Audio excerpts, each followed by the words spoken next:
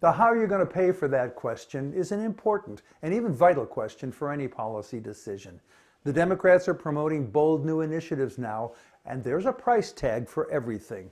So let's look at what that means for a couple of issues. We've taken several stabs at fixing our overpriced healthcare system. It is vast, and there is enormous money at stake. So the medical establishment universally opposes any changes. Indeed, Obama had to bribe the medical establishment to get the ACA passed. Still, the studies are clear that 1. We have the costliest healthcare system in the world by double. 2. Our outcomes are largely no better than and are sometimes worse than those in other countries. 3. The great cost of our healthcare causes millions of Americans to go without. And 4. Over 50% of personal bankruptcies are due to catastrophic illness. These things are facts, and they are not in dispute. And they are what drives progressives to propose things like universal health care, Medicare for all, single payer, and various other names for everybody gets to see a doc when they need one, regardless of their ability to pay, and nobody goes bankrupt because of catastrophic illness. Paul Waldman wrote a most interesting essay in the Washington Post looking into this concept, and he acknowledged that universal health care will cost a lot, like $32.7 trillion over 10 years. That's a lot of money, and asking how we'll pay for that is mandatory. What Waldman points out is that to answer the how you're going to pay for that question, quote, you have to compare what a universal system would cost to what we're paying now, close quotes. Very sensible. And what we're paying now is about $50 trillion over 10 years. Someone please help me to understand how $32.7 trillion for a universal healthcare system is a worse deal than the $50 trillion cost we're on a slippery slope to spend. Read Waldman's essay for more. There's a link to it in the written post. And be sure to look at the bar chart. You'll understand it instantly. Sometimes the answer to how you're going to pay for that requires holistic rather than linear thinking. Last thought about healthcare.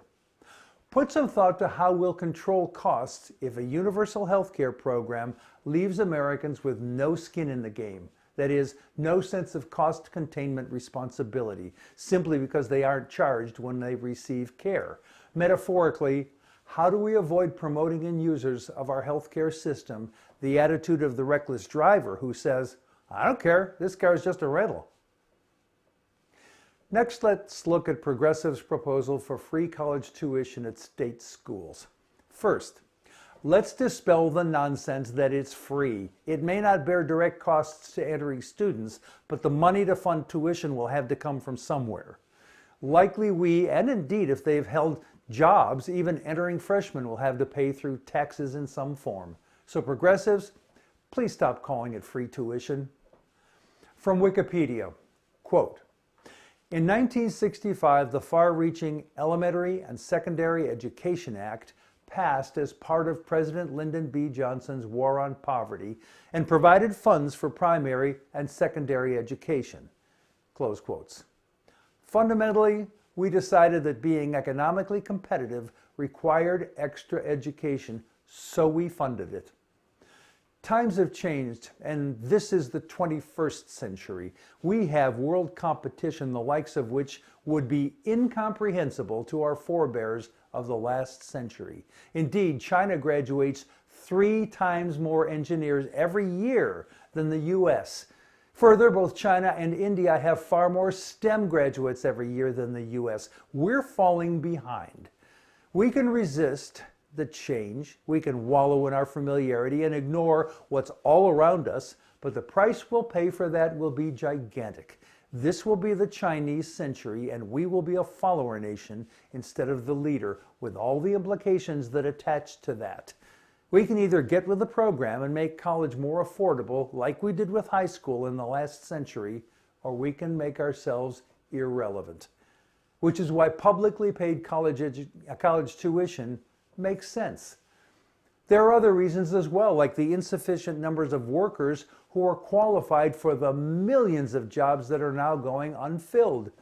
Those jobs going wanting hobbles our economy, and it also means that we don't have the highly educated people we need to protect our nation. The answer to how you're going to pay for that comes in part by acknowledging that it is both an economic and a national security non-negotiable. The dollar answer is the same one as when we moved to universal high school. We simply roll up our sleeves and find the best way to pay for it. That doesn't necessarily mean through property taxes, because that system has turned out to be an impediment to millions of kids. It does mean that we have to have a really good answer to the question. Sometimes things simply must be done, and asking how you're going to pay for that can be a major roadblock instead of a sensible question. Last thing, President Trump delivered his delayed State of the Union address and bragged about his miraculous transformation that has supercharged our economy. Further, he worked very hard to make us afraid of the imagined brown hordes crossing into our country from the South, and how it's worse now than ever. To put these issues into perspective, think reality. 1. Have a look at the fact-checking of his claims. There's a link in the written post. And 2. Have a look at fact-checking of Stacey Abrams' response. There's a link for that too.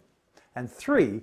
Have a look at the graphs near the end of the written post. They're from actual Earth-based data from reliable sources. Note the trends and how they've stayed steady since the Great Recession 10 years ago, and then decide for yourself who gets the credit.